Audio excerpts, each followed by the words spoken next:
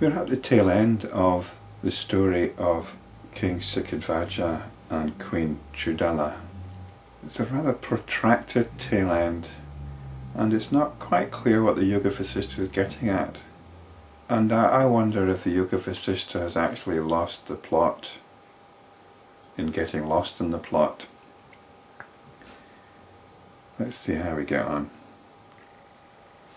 Queen Chudala is a little concerned that the needs of the body are not being met, and these are sexual needs.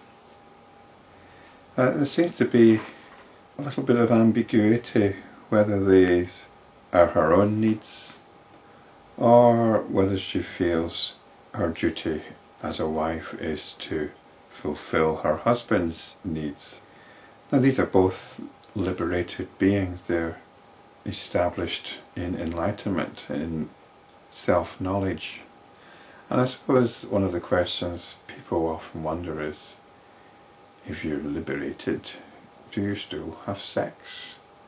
Is this still an option, or have you transcended such base animal instincts? And this is very much how some people think that sexual behaviour is somehow unspiritual. It belongs to our animal nature, and we're evolving into higher beings than that.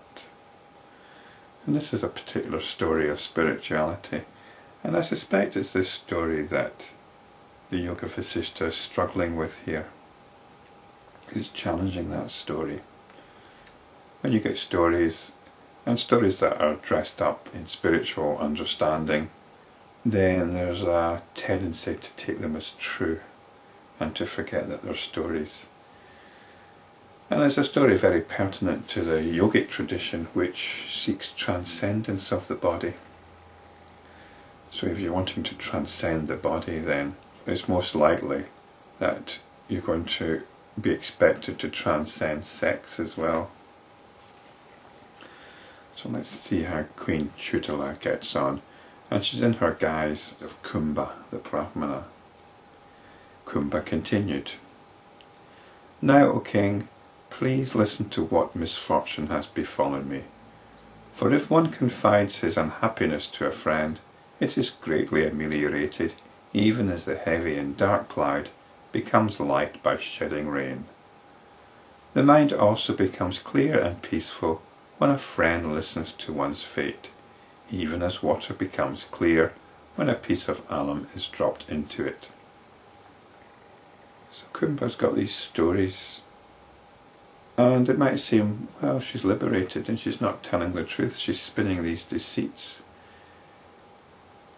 But whether these deceits are true or not isn't clear, because she's created this being Kumba, and perhaps whatever she says Kumba experiences is actually true. "After I left you, I went to heaven and performed my duties there. As evening approached, I left heaven to return to you. In space en route, I saw the sage Durvasa, flying in haste to be in time for his evening prayers. He was clad, as it were, in the dark clouds, and adorned with lightning. This made him look like a woman rushing to meet her lover. I saluted him and said so in fun. Enraged at my impudence, he cursed me.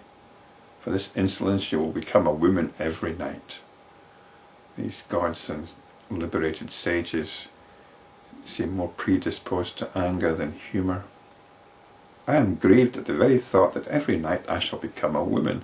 It is indeed a tragedy that the sons of God, who are easily overcome by lust, thus suffer the consequences of insulting holy sages." Kumba is a grandson of the Creator God. "However, why should I grieve? For this does not affect myself, because Kumba is liberated and has transcended body consciousness." Shikhidhvaja said, "What is the use of grief, O son of the gods? Let come what may, for the self is not affected by the fate of the body. Whatever be the joy or sorrow that is allotted to one, affects the body, not the indweller. If even you yield to grief, what about the ignorant people? Or perhaps while narrating an unfortunate incident, you are merely using appropriate words and expressions. This is the yogic idea again, that somehow that there is a body and liberation means being established in transcendence of the body.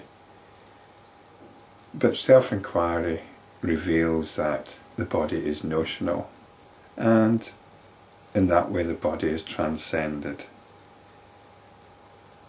But this idea that's been put forward here, that you're not the body, well, you're not something separate from the body either. So we need to be careful with these passages. There's quite a mixture, quite a confusion between traditional yogic notions relating to the body and to direct knowledge through self-enquiry. So this idea is that somehow we're completely impassive to what is happening to the body is a yogic story, and we shouldn't take too much from it. In fact, we shouldn't take too much from the next few pages at all. Vasishta continued, "Thus they consoled each other, for they were inseparable friends now. The sun had set and the darkness of the night was creeping on earth. They performed their evening prayers. Soon Kumba's body began to show a creeping change. Fighting back his tears and in a choked voice, he said to Shikhidhvaja, 'Alas, see, I feel as if my body is melting away and that it is pouring down on earth. My chest is sprouting breasts. My skeletal structure undergoes changes appropriate to a woman. Look, dress and ornaments appropriate to a woman spring from the body itself. Oh, what shall I do? How shall I hide my shame? For I have truly become a woman.' Shikhidhvaja replied, 'Holy One, you know what there is to be known. Do not grieve over the inevitable. One's fate affects only the body, not the embodied one.' Kumba also agreed, 'You are right. I do not now feel any sorrow. Who can defy the world order or nature?' Thus conversing, they went to bed, slept in the same bed. Thus Chudala lived with her husband as a young male ascetic during the day and as a woman at night." You can just imagine the CGI effects in operation as Kumba changes into a woman, or changes back to a woman.